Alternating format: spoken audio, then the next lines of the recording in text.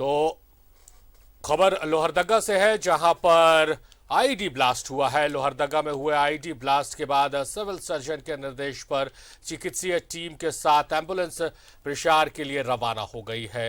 SDO Arvind Kumar Lal ने इस दिशा में पहल की है। नक्सलियों के विरुद्ध अभियान चलाया जा रहा है। बताया जा रहा है कि गुरुवार को उग्रवादियों और पुलिस के बीच इसी इलाके में मुठभेड़ हुई थी। पुलिस को भारी पड़ता देख उग्रवादी भाग खड़े हुए थे। पुलिस को उग्रवादियों के कुछ सामान भी हाथ लगे हैं। आज पुलिस उग्रवादियों की तलाश में इसी इलाके में छापेमारी कर रही थी, तभी अचानक बुलबुल इलाके में आईईडी ब्लास्ट हो गया है और कोबरा के 2 जवान घायल हो गए हैं।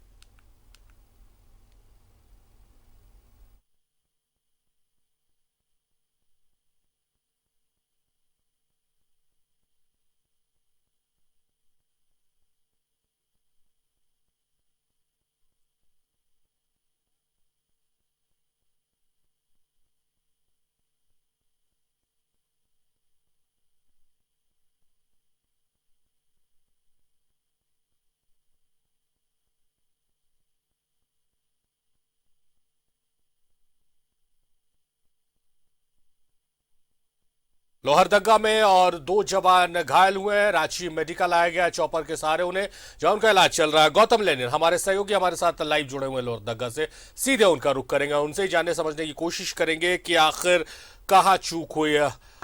रविंद्र गंझू जो नक्सली है, उसके दस्ते की होने की वहां पर सूचना थी और सूचना पर 2 दिनों से कार्रवाई हो रही थी। सर्च ऑपरेशन चलाया गया था गौतम, और सुरक्षा बल वहां पर पहुंचे थे। कहां चूक हो गई, क्या कुछ जानकारी मिल रही है कि ऑपरेशन के दौरान एसएस आईडी ब्लास्ट हो गया? क्या नक्सलियों ने पुलिस को रोकने के लिए रास्ते में आईडी ब्लास्ट किया था और उसी का शिकार हो गए? जी, आपको बता दूं कि लोहरदगा का जो पेशरार का जो इलाका है, जिन इलाकों में यह अभियान चलाया जा रहा था, जिसे किरार के रूप में जाना जाता है, यह अति नक्सल प्रभावित क्षेत्र है और यह दुरू क्षेत्र है। और इन क्षेत्रों में जाने के लिए पुलिस हमेशा शॉर्टकट और जंगली रास्तों का इस्तेमाल करती है। और यह बात नक्सली जो है ग्रामीणों के माध्यम से अच्छी तरह से जानते हैं कि जब भी पुलिस अभियान चलाती है तो किन रास्तों का वो इस्तेमाल करती है। नक्सली इसी बात का फायदा उठाते हैं और उन रास्तों में आईडी लगाने का कार्य इनके द्वारा हर बार किया जाता है। हालांकि यह कोई पहला हादसा लोहरदगा जिला क्षेत्र के लिए या पठारी क्षेत्र के लिए नहीं है। इससे पहले भी ग्रामीण, पशु और पुलिस के जवान, सीआरपीएफ के जवान इस आईडी की चपेट में आ चुके हैं।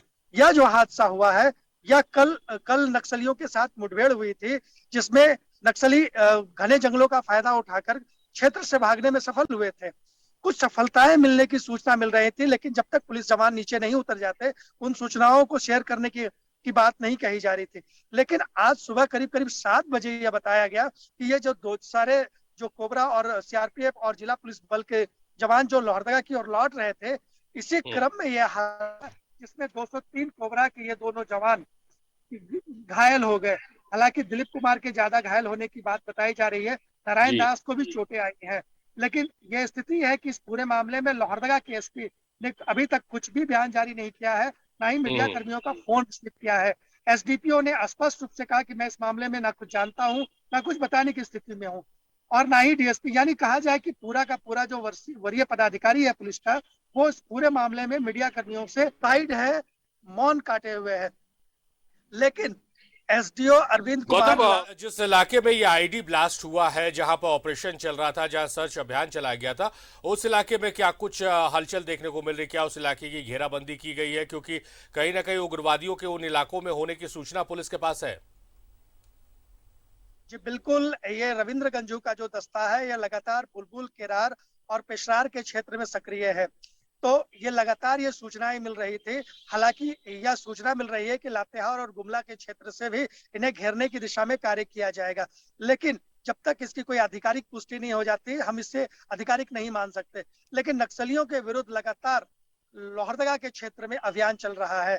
हाल के दिनों में यहाँ सीआरपीएफ के आईजी भी आए थे और इस पूरे मामले को लेकर के एक रणनीति बनी थी, जिसमें गुमला के भी एसपी शामिल हुए थे। तो कहा जाए कि नक्सलियों के विरुद्ध लोहरदगा के जो पठारी क्षेत्र है, उन इलाकों में लगातार अभियान चलाने का कार्य किया जा रहा है, ताकि यह लोहरदगा जिला जो वर्षों से नक्सलवाद का दंश झेल रहा है, वह मुक्त हो सके। और इस दिशा में लगातार कार्रवाई हो रही है। और इसी दिशा में यह कार्रवाई कल की तारीख में और आज की तारीख में हुआ। हालांकि आईडी के चपेट में आने से 2 जवान घायल तो जरूर हुए हैं, लेकिन जवानों का जो हौसला है जी, वो जाहिर कमजोर तौर नहीं हुआ है। पर गौतम, घायल जवान जरूर हुए हैं, मगर इस घटना के बाद जवानों का मनोबल नहीं टूटा है।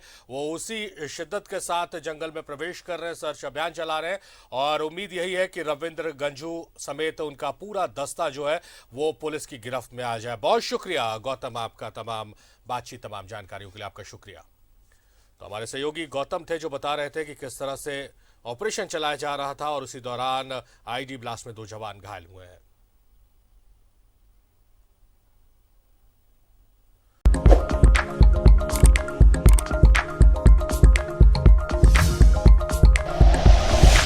Like and share videos, subscribe करें हमारा चैनल और प्रेस करें बेल आइकॉन। न्यूज़ 11 भारत, सच है तो दिखेगा।